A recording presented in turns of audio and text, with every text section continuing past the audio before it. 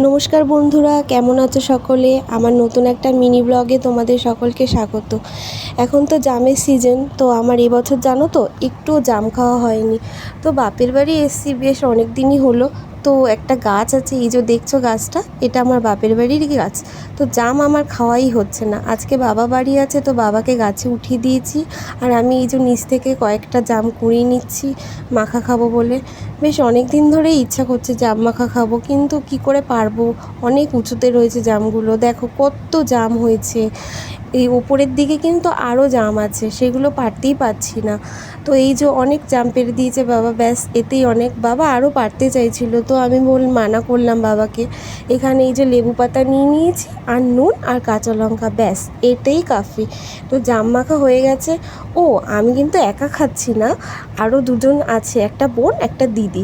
আর হ্যাঁ, আমার একটা দিদির মেয়েও আছে সাথে, ওদেরকেও দেবো। আমি তো আর এতটা খাবো না। এই যে জাম মাখা হয়ে গেছে। তো আমার ব্লগটা কেমন লাগলো সবাই জানিয়ে দিও। বাই।